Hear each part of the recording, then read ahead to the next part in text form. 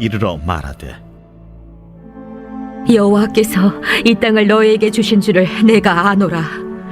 우리가 너희를 심히 두려워하고 이 땅 주민들이 다 너희 앞에서 간담이 녹나니 이는 너희가 애굽에서 나올 때에 여호와께서 너희 앞에서 홍해물을 마르게 하신 일과 너희가 요단 저쪽에 있는 아모리 사람의 두 왕 시온과 옥에게 행한 일, 곧 그들을 전멸시킨 일을 우리가 들었음이니라.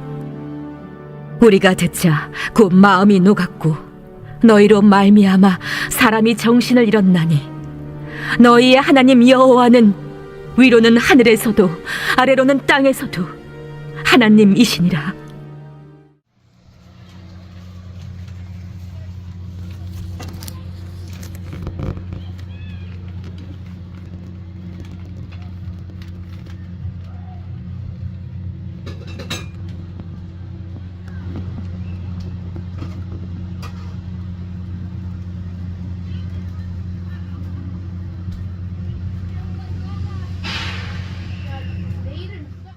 말과 행동에서 드러난 라합의 구원받을 믿음.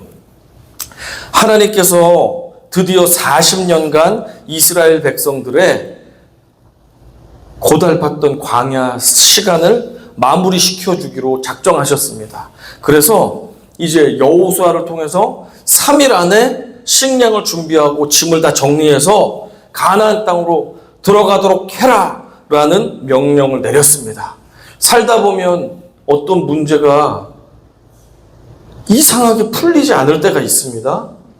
이게 왜 이렇게 안 될까 하는데, 그래서 포기할 때 되면 언제 그랬냐는 듯이 또 일이 일사천리로 진행되는 모습이 또한 있습니다.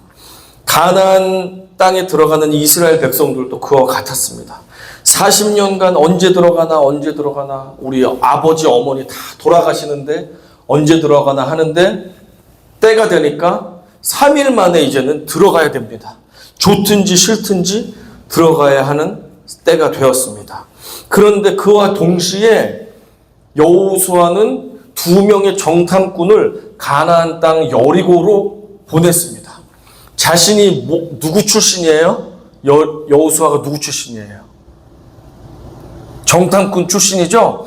12명의 정탐꾼을 38년 전에 가나안 땅에 보냈을 때 에브라임 지파 대표로 여호수아가 정탐을 했단 말이에요. 그죠? 그래서 정탐에 대해서 어느 정도 경험과 전문적인 지식이 있는데 여호수아가 그 땅을 침공하려니까 너무 자신이 없는 거예요. 38년 전에 가나안 땅을 보고 처음 보게 되니까 안 되겠다. 사람들을 보내서 그 땅을 조사하고 어떤 성 어디로 들어가야지, 거기가 좀 약한지, 어떻게 해야지 우리가 좋은 이 작전을 가지고 그 땅을 차지할 수 있을지 인간적인 생각을 가지고 2명의 정탐꾼들을 보냈습니다. 1절 같이 읽어보겠습니다.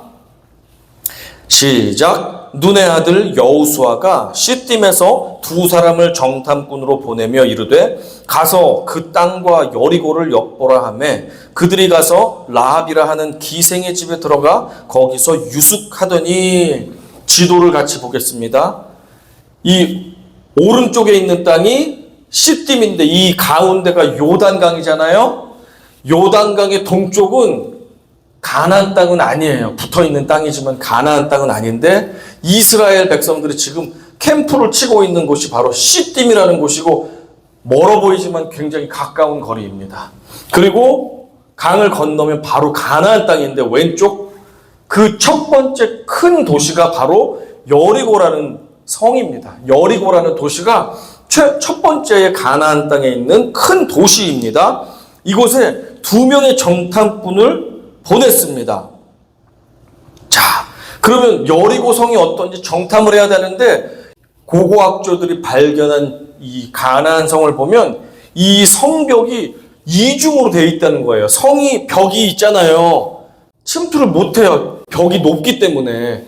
그래서 막 사다리를 가지고 올라가기도 하고 막 불화살을 쏘기도 하고 어떻게든지 기어 올라가서 저 성을 빼앗잖아요. 그것을 공성전이라고 하는데, 여리고성은 성벽이 이중으로 되어 있습니다. 이중. 그러니까 성이 하나만 있어도, 벽이 하나만 있어도 올라타기가 어려운데, 이 여리고성은 이중의 성벽으로 되어 있고 굉장히 두껍고 넓게 되어 있습니다. 그래서 철옹성 같이 든든하기 때문에 적들의 침략을 받지 않았던 아주 침략하기 어려운 성이 바로 가나안 이 여리고성이었습니다. 그런 것을 알기 때문에 여호수아가 2명의 정탐꾼을 보내서, 야, 저 성에 있는 약점이 어디고 그 성 문은 언제 열리고 어떻게 되고 군인들이 얼마나 있고 이런 전력을 보기 위해서 사람들을 보냈습니다. 그럴만 하죠? 지피지기면 백전 불텐데 100번 싸워도 위태롭지가 않다고 이 손무가 말해줬는데, 이렇게 엄격하고 강한 성을 공략하려면 얼마나 약점을 찾아야 되겠습니까? 그래서 2 정탐꾼을 보냈습니다. 이 성에 침투가 쉽겠어요? 어렵겠어요? 어렵겠죠? 어디 장대 높이 뛰기 막 장대 가지고 홀짝 뛰면 모를까? 이것을 침공하기가 굉장히 어렵습니다. 그리고 그 외곽 바깥에는 도랑이 있어서 물이 흐르고 있어요. 이것은 난공불락의 성입니다. 그렇기 때문에 2명의 정탐꾼들을 보내서 빨리 약점을 찾아서 작전을 짜야 되는 그런 긴급한 상황 가운데 있었습니다. 그래서 2명을 보냈는데, 이 2명이 어디로 숨어 들어갔냐면, 이 성 외벽과 내벽 사이에는 조금 가난한 사람들이 살고 있었어요. 아무래도 전쟁이 생기면 위험한 곳이 바로 이 첫 번째 성벽과 2번째 성벽 사이죠. 적들이 막 공격을 하니까 안쪽은 좀 더 신분이 높은 사람들이 살고 바깥쪽은 좀 가난하고 천박한 사람들이 살았던 것 같습니다. 그런데 이 정탐꾼들은 표가 안 나기 위해서 자기들을 외국인인데 걸리면 안 되니까 저 여인숙 같은데 몰래 잠입을 했습니다. 그래서 그 집에 들어갔더니 그 집은 라합의 집이었습니다. 라합이라는 여인이 여인숙도 하면서 술집도 하면서 남자들에게 웃음도 팔고 그리고 몸도 팔고 그러면서 가족들의 생계를 유지하는 그런 비참한 가정 가운데 이 2 정탐꾼이 들어갔어요. 그러면 외부인들도 오고 나그네들도 거기를 거쳐가기 때문에 여인숙도 겸하니까 표가 덜 나잖아요. 그래서 정탐꾼들이 표가 안 나게 하기 위해서 외국 상인인 것처럼 그렇게 라합의 집에 들어갔습니다.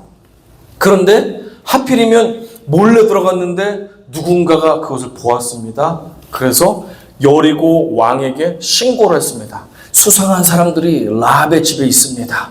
잡아주세요. 라고 신고가 들어왔습니다.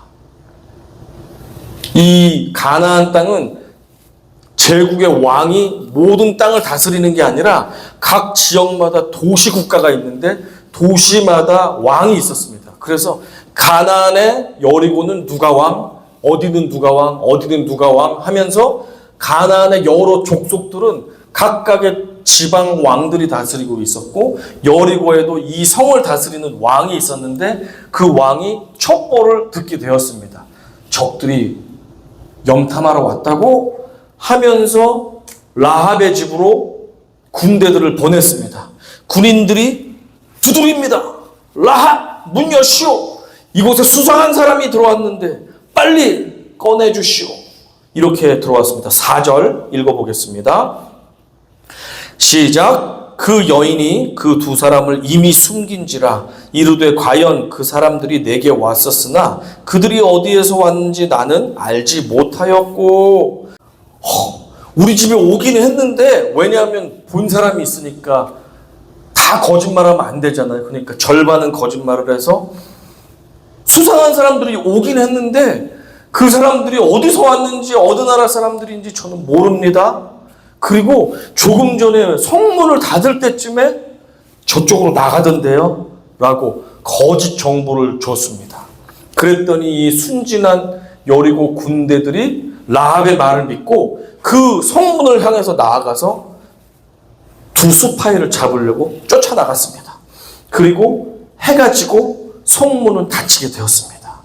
이 군대들은 이스라엘 이 정탐꾼들이니까 다시 그 강을 건너서 이스라엘 진영으로 갈 줄 알고 요단강 나루터까지 추격을 하기 시작했습니다.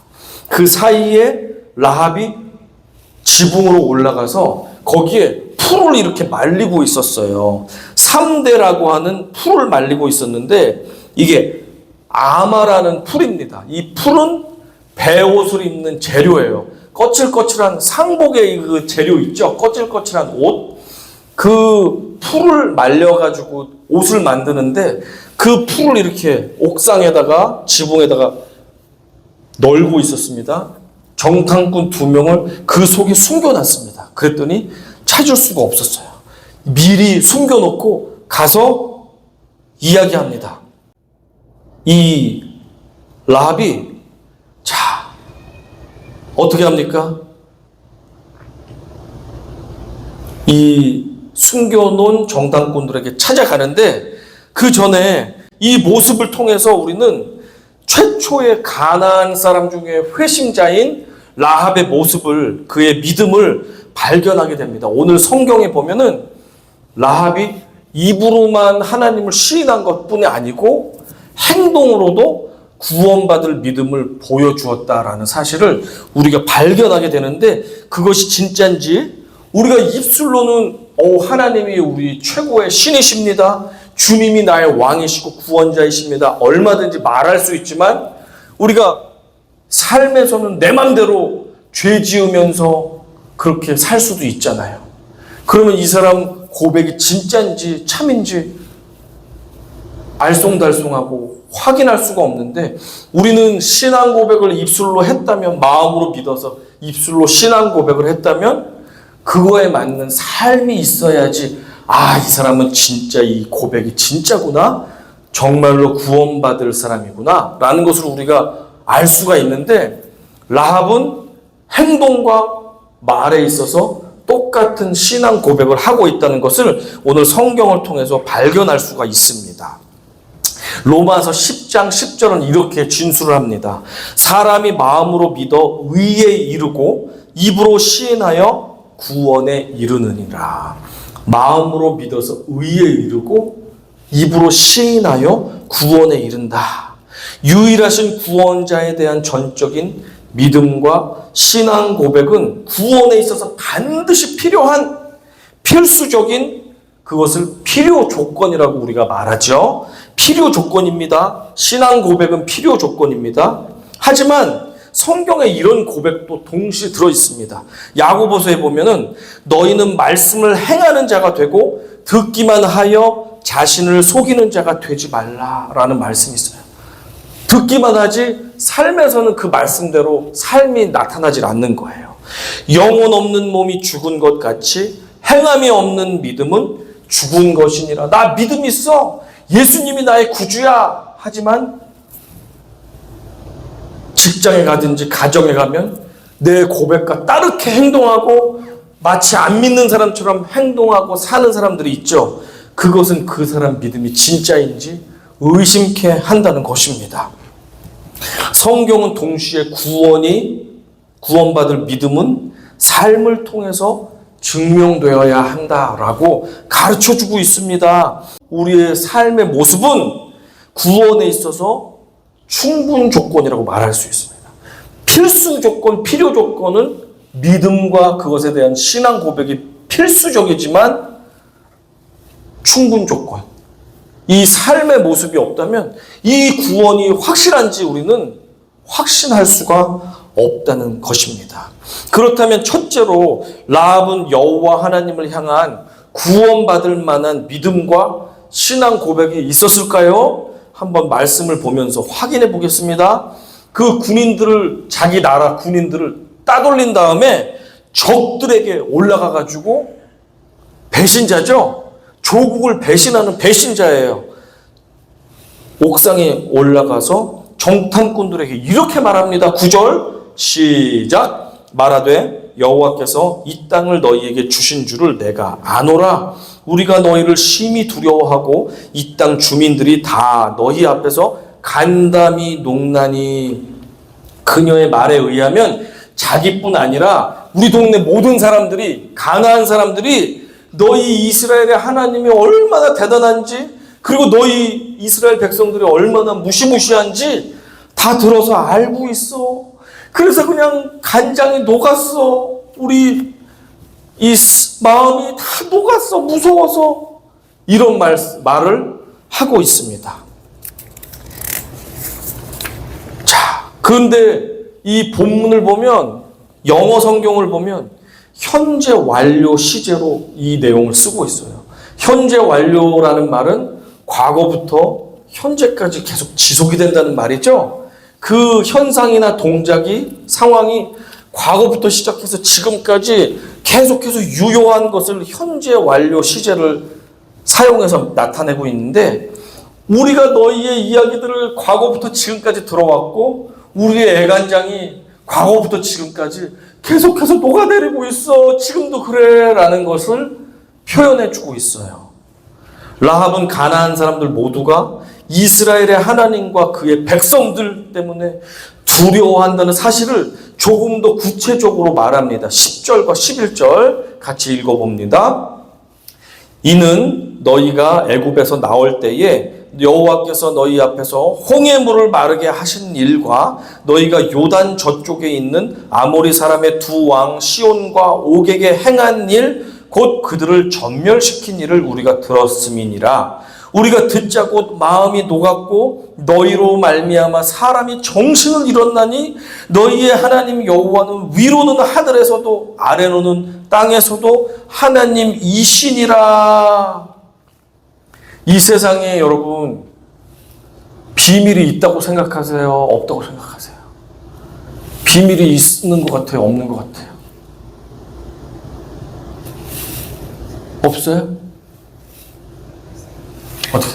신문에 보도되기 전까지는 비밀이 있는 거 아니에요? 아니에요? 네, 비밀이 없는 것 같아요. 저도 보니까 비밀이 없는 것 같아요. 하나님께서 가나안 땅 이 이스라엘 백성들을 광야를 통과하게 하시고 적들을 물리치고 그게 비밀인 줄 알았더니 가나안 사람들이 다 알고 있는 거예요. 다 알고 있어. 하나님이 이집트에서 백성들을 꺼내주실 때 뒤에 쫓아오는 이집트 군대들 때문에 죽게 생겼잖아요. 그때 홍해라는 바다를 쫙 갈라가지고 백성들을 다 살려주신 다음에 문을 닫아서 이집트 군사들이 다 죽게 된 거부터 시작해서 만나를 먹고 메추라기 고기를 먹고 이렇게 고생한 것, 하나님께서 구원해 주신 것을 다 알고 있었습니다. 세상에 비밀이 없다는 것을 성경이 말해주고 있습니다. 그리고 아주 최근에는 가나안 동편에 있는 아모리 족속의 두 왕인 시혼과 옥을 물리쳐가지고 그 넓은 땅을 이스라엘 백성들이 다 차지했어요. 그 사실도 다 알고 있는 거예요. 그러니까 이 가나안 사람들은 막 두려워서 어쩔 줄 모르고 이제는 우리 차례야, 우리가 죽임당할 차례야 하면서 벌벌 떨고 있다라는 것을 증언하면서 중요한 말을 합니다. 결정적인 차이점, 라합과 다른 가나안 동네 사람들의 차이점이 뭐가 있는지 11절의 뒷부분이 말해주고 있습니다. 이 부분 읽어보겠습니다. 시작. 너희의 하나님 여호와는 위로는 하늘에서도 아래로는 땅에서도 하나님이시니라.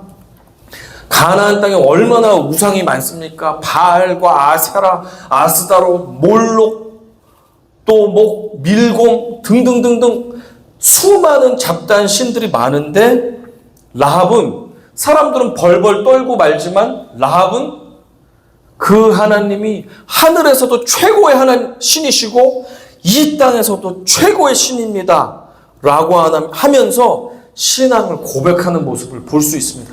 다른 사람들은 무서워 하고 많은데 라합만큼은 그 무서운 하나님이 최고의 하나님이십니다 라고 하면서 내가 여러분들을 숨겨준 이유가 있습니다. 라는 것을 이 뒤에 고백합니다.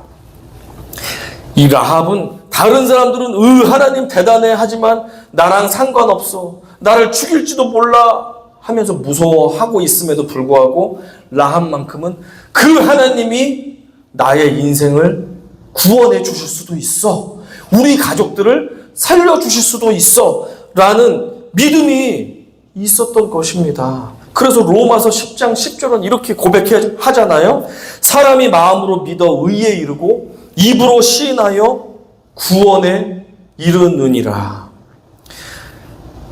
자, 그렇다면 두 번째로 그녀의 구원의 충분 조건이라고 볼 수 있는 그 믿음과 신앙 고백에 합당한 삶의 모습이 있는지, 라합의 삶이 그렇게 신앙 고백대로 살았는지 한번 확인해 보도록 하겠습니다. 4절과 5절 같이 읽어보겠습니다. 시작. 그 여인이 그 두 사람을 이미 숨긴지라 이르되 과연 그 사람들이 내게 왔었으나 그들이 어디에서 왔는지 나는 알지 못하였고 그 사람들이 어두워 성문을 닫을 때쯤 되어 나갔으니 어디로 갔는지 내가 알지 못하나 급히 따라가라 그리하면 그들을 따라잡으리라 하였으나.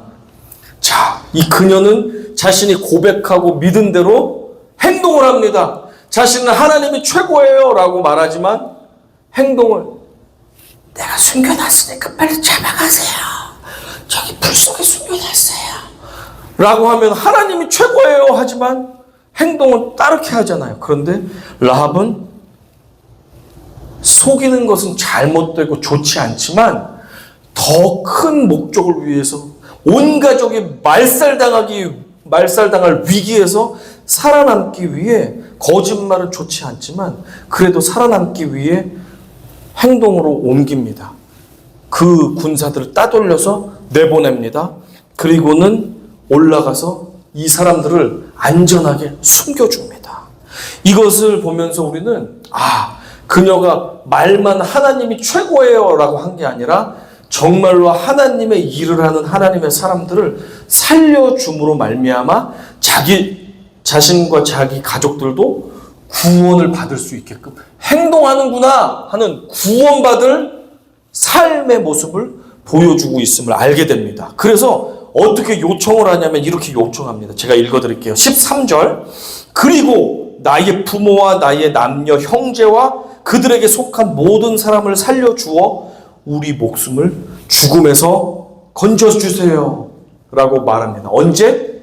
3일 뒤에 이스라엘 백성들이 쳐들어올 때 다 죽일 거거든요.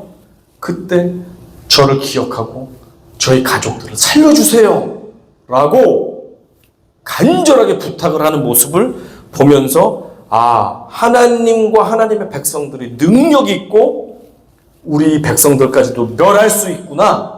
우리를 구원케 하는 분이 오직 하나님이시구나. 여러분, 저를 잊지 말고 살려주세요. 이렇게 숨겨준 다음에 은혜를 갚아달라고 고백하는 모습을 통해서 라합은 구원받을 믿음이 있구나 라는 것을 우리가 알게 됩니다. 자, 결국에 구원받을 이 믿음의 고백과 행동이 있었던 라합은 결국에는 구원받게 되죠. 그리고 구원받는 데서 끝나는 것이 아니라 라합은 아주 유명한 사람이 됩니다. 왜냐하면 이 천박하고 남자들에게 웃음 팔고 몸도 팔아가지고 생계를 유지하던 어찌 보면 소녀 가장과도 같았던 라합이 구원받을 뿐 아니고 이스라엘 백성에 합류할 뿐 아니고 결국에는 아들을 낳고 아들을 낳고 아들을 낳는데 아들이 누가 나왔어요? 다윗. 그리고 그 아들의 14번째 후손이 예수. 어떻게 그렇게 잘 알죠? 다윗과 예수의 조상이 되는 기록이 마태복음 1장 족보에 써 있습니다. 마태복음 1장 5절에 이렇게 써 있습니다. 살몬은 라합에게서 보아스를 낳고 보아스는 루색에서 오벳을 낳고, 오벳은 이새를 낳고, 이새가 다윗을 낳고, 그죠? 그리고 쭉쭉쭉쭉 자손을 낳아서 예수 그리스도까지 낳게 되는데, 예수님의 먼 할머니가 되는 사람이 바로 라합이에요. 오늘도 살기 싫다. 오늘도 어떤 남자에게 또 웃음을 팔아야 되지. 몸도 안 좋은데. 내 인생은 왜 이럴까? 하는데 이스라엘의 그 능력 있는 하나님의 소식을 듣습니다. 저 하나님이라면 내 이 비참하고 소망 없는 인생도 바꾸어 주실 수 있어. 저 하나님이 나의 하나님이 되면 좋겠다 하는 마음으로 라합이 살았는데, 기적과 같이 거짓말같이 이스라엘 정탐꾼들이 왔는데 누구네 집에 왔어요? 그 많은 집이 있잖아요. 성에 많은 집이 있는데 누구네 집에 왔어요? 라합의 집에 왔어요. 하나님이 나의 간구를 들어주시는구나. 나에게 마지막 기회를 주시는구나. 내 정말 이 비참한 인생, 손가락질을 받고 욕 얻어먹는 그 인생, 하루 일해서 하루 벌어먹는 그 인생, 이제는 나도 하나님의 백성이 될 수 있을까? 하는데 이스라엘 정탐꾼들이 왔고 이들을 살려주는 은혜를 베풀 수 있는 기회를 주셨습니다. 그리고 나서 우리도 내가 이렇게 살려주었으니 여러분도 우리 가족을 살려주세요. 약속해 주실 수 있습니까? 약속하겠다고. 그렇게 해서 라합과 그의 가족들이 살아나게 되었습니다. 예수님의 족보는, 유대인들의 족보에는 여성의 이름이 원래 들어가면 안 되는데 5명이나 여성들의 이름이 들어갔어요. 그러면 여성의 5명이 들어갔다면 굉장히 훌륭한 사람들이 들어갔나?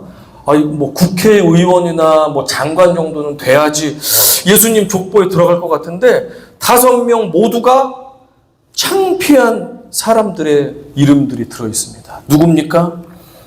다말이라는 사람은 시아버지 유다와 부적절한 관계로 쌍둥이 아들을 낳게 됩니다. 다말이라는 여자, 시아버지랑 나쁜 짓을 한 그 여자도 족보에 올라가 있습니다. 예수님 족보에. 라합은 기생이고 몸 팔던 여인인데 믿음이 훌륭하다고 해서 예수님의 조상으로 족보에 올라갔습니다.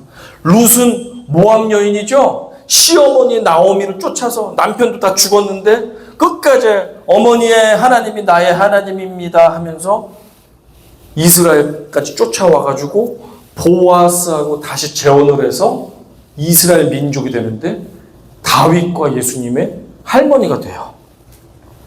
밧세바는 다윗의 신하 우리아의 아내인데 다윗이 나쁜 마음을 먹고 그 여인을 취해서 자기 부인으로 빼앗고 그 남편은 전쟁터 나가서 죽게 만들어요. 총알바지로. 그렇게 하는 범죄한 여인이 밧세바인데 예수님이 족보에 들어가 있어요. 그리고 마리아는 잘못이 없지만 성령의 잉태를 받아서 성령으로 아기를 갖고 구원자를 출산하잖아요. 그런데 동네 사람들은 그렇게 이해를 합니까? 저거 어린애가 벌써 남자 알아가지고 임신했대. 결혼도 안 했는데 하면서 입방아에 오르던 마리아도 예수님 족보에 올라가 있습니다. 이렇게 세상 사람들의 눈에는 이거는 좀 지워야지 좋을 것 같은데, 족보에서 좀 지웠으면 좋겠는데, 당당하게 여성은 굳이 족보에 안 올려도 되는데도 불구하고 여성들의 이름을 5명이나 올리면서 이야기하고 있는 것이, 성경은 정말 진리를 기록하고 있구나. 좋은 것만 올려야 될 거 아니에요? 그런데 나쁜 것, 수치스러운 것도 다 가감 없이 다 올리는 것을 보면서 성경은 정말로 진실을 기록하고 있는 책이구나라는 것을 우리가 알 수 있습니다. 이처럼 하나님 아버지는 자격이 있는 사람뿐 아니고 비천하고 무능력하고 부끄러운 사람도 누구든지 영접하는 자는 자녀가 되는 권세를 주셨습니다. 영접하는 자, 곧 그 이름을 믿는 자들에게는 하나님의 자녀가 되는 권세를 주셨습니다. 저는 이 말씀을 준비하면서 제가 새롭게 하소서를 자주 보는 사람인데 영상 간증 프로그램이요. 현진영이라는 댄스 가수의 영상을 보게 되었습니다. 이 현진영이라는 댄스 가수 1990년대 저도 그 사람의 댄스를 비디오 테이프를 녹화를 해가지고 비디오 테이프밖에 없을 때 녹화를 해가지고 돌려보면서 춤을 막 따라 했거든요. 토끼춤을 따라하고 막 그랬는데 지금으로 말하면 BTS와 같은 급의 아주 인기를 누렸던 현진영 씨가 예수님을 믿더라고요. 그러면서 자기 간증을 합니다. 이 사람이 자신의 할아버지가 재벌급의 아주 부자셨고 자기 아버지도 그 재산을 물려받아서 큰 부자였대요. 그런데 엄마가 8년간 위암 투병을 하면서 그 재산을 쓰고 하다가 재산을 다 잃어버리게 되었다는 것입니다. 그러다가 어머니는 빼짝 말라가지고 정말 뼈만 남은 상태로 자신이 중학교 때 돌아가십니다. 그리고 가세는 기울고 아버지마저 병이 들고 이제 중학생인 현진영 이 어린 학생은 공부도 이제 필요 없어. 중국집에서 설거지 일을 합니다. 그리고 설거지 일이 끝나면 또 새벽에는 식목 배달과 우유 배달을 합니다. 그리고 밤에는 이 현진영이 춤을 너무너무 잘 춰가지고 나이트 클럽을 이곳저곳을 돌아다니면서 특별 공연을 하면 월급을 줬습니다. 그래서 그 돈을 가지고 아버지도 몸이 아파서 일도 못하고 집이 가난하게 되니까 소년 가장이 돼서 현진영이 2잡, 3잡, 4잡을 뛰면서 그렇게 집안 생계를 유지했습니다. 그런데 어느 날 그 댄스 팀을 가지고 청소년 팀을 가지고 나이트 클럽을 다니면서 공연을 하는 것을 도왔던 매니저가 이 나이트 클럽 저 나이트 클럽에서 선불로 다 공연비를 받은 다음에 날라버렸어요. 도망가 버렸어요. 그런데 나이트 클럽에는 무서운 형님들 아저씨들이 있잖아요. 때리기도 하고 협박도 하고 너 내 돈만 가지고 공연 안 해? 확 빨리 공연해. 애들 다 어디 갔어? 데려와서 공연해. 다 도망갔다는 거예요. 어떻게 할 수가 없다는 거예요. 맨날 그 클럽에서 형들 아저씨들이 위협하고 때리고 죽인다고 하고 어떻게 할 수가 없고 생활이 안 되고 생계가 유지가 안 되고 어떻게 하지 하다가 밤에 동호대교에 올라가서 뛰어내렸습니다. 물에 첨벙 빠졌는데 이 현진영이가 아주 그 당시에 부자였기 때문에 리라 초등학교를 다녔대요. 리라 초등학교는 수영을 필수로 다 배운대요. 그래서 풍덩 빠졌는데 자기도 모르게 수영을 하고 있더래요. 그래서 죽는 것도 쉬운 게 아니구나 라고 하면서 나오게 되었습니다. 그런데 어느 날 이 현진영이가 춤을 너무너무 잘 추니까 뭐 연예인들보다 춤을 더 잘 추니까 어떤 사람에게 캐스팅이 돼서 앨범을 내고 본격적인 댄스 가수가 됐습니다. 그래서 막 가요 톱10 1위를 하고 막 난리가 난 거예요. 그러니까 인기를 한 몸에 얻어서 그 가난하던 현진영이가 다시 여유로운 삶을 사게 되었는데 그때 마약의 유혹이 찾아왔습니다. 계속 거부를 하는데 이 사람들이 계속 유혹을 합니다. 그래서 마약을 하고 걸려서 감옥에 가고 또 복귀해서 앨범을 내면 또 1등을 하고 그런데 또 마약을 먹으면 또 누군가 신고해서 감옥에 가고 이런 것을 계속 반복하다가 나중에는 정신을 차리고 이제 마약을 다 그만두었는데 누군가 먹는 음식에 마약을 또 탔는데 그걸 현진영이 먹었다가 누가 신고를 해가지고 잡혔습니다. 보니까 마약 성분이 몸에서 검출되니까 이 사람은 전과도 많잖아요. 그러니까 너는 여러 번 한 상습범이야 하면서 억울한데도 감옥에서 나올 수가 없었습니다. 그때 하나님께서 어떤 변호사님을 특별히 보내주셨어요. 그래서 조배숙이라는 변호사님을 보내주셔서 이 변호사님은 다른 변호사들은 아유 금방 다 해결해요. 수임료만 많이 주면 다 해결해 줄게요. 라고 했는데 이 변호사님만은 내 사건에 대해서 물어보지 않고 혹시 예수님에 대해서 아세요? 라는 생뚱맞은 얘기를 한다는 거예요. 다음에 왔더니 성경책을 가져와서 성경책 좀 읽으세요. 라고 한다는 거예요. 이상하다. 감옥에서 할 게 없으니까 성경책을 열심히 읽었습니다. 그리고 나서 다음에 왔을 때 사건에 대해서 물어보는 거예요. 정말로 이번에는 안 했습니까? 안 했습니다. 조배숙 변호사님이 법정에서 판사 앞에서 정말 눈물로 호소했다고 합니다. 이 친구는 어려서부터 이런 상황 가운데서 있었고 이번만큼은 정말로 안 했습니다. 제가 책임집니다. 믿어주십시오. 이상하게 판사님이 그것을 기각해야 되는데 알겠습니다 하고 무죄로 석방을 해 주었다는 것입니다. 그리고 나서 현진영 씨가 그때부터 하나님을 알게 됐고 때로는 넘어지기도 했지만 하나님을 붙잡으면서 살아가게 됐다고 그렇게 고백하고 있습니다.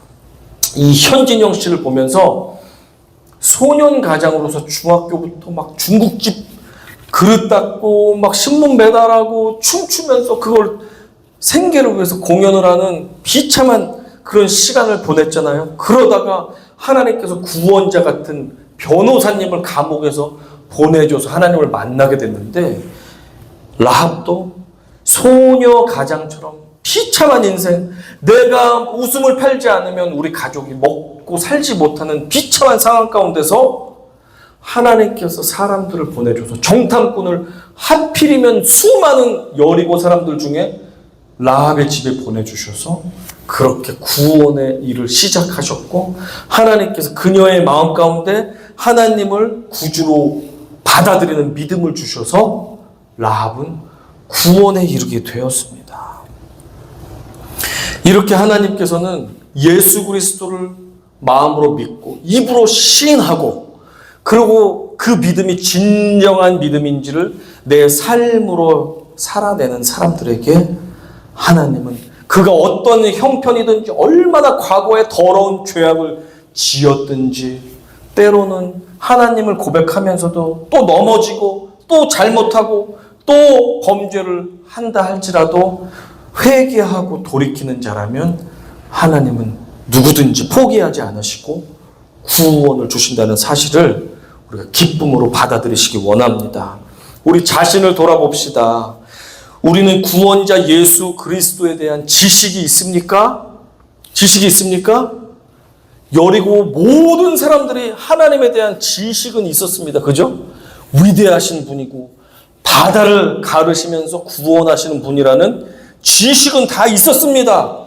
그러나 그 지식이 나의 것이 될 때만 우리가 입술로 고백을 할 수 있습니다. 주님이 나의 하나님 구원자 되십니다. 고백할 수 있습니까, 여러분? 그렇다면 하늘의 구원이 여러분의 것입니다. 그런데 거기서 한 걸음 더 나아가서 여러분에게는 우리 삶을 통해서 내가 만나는 직장 동료들에게, 내가 만나는 손님들에게, 내가 만나는 학교의 친구들과 선생님과 동료들에게, 우리가 집에 돌아가서 가족들과 배우자와 이웃들에게 우리는 그 구원자 하나님을 믿는 고백대로 주님이 말씀하신 대로 사랑을 베풀며 선을 베풀며 양보를 하며 그들을 용납해 주며 내가 시간과 물질과 내 마음을 같이 나누면서 사용하면서 그렇게 삶으로 살아가고 있습니까? 정말 그렇다면 여러분의 구원은 어떤 누구도 빼앗아 갈 수가 없을 것입니다. 구원자 예수를 향한 우리의 믿음의 고백과 우리의 삶의 모습이 온전히 우리 하루하루의 삶을 통해서 증명되게 하여 주시옵소서. 주님, 내가 삶을 통해서 내가 믿는 그 주님을 나타내는 삶을 살게 해 주십시오. 라고 간구할 수 있는 이번 한 주간이 되기를 간절히 축원합니다. 아멘.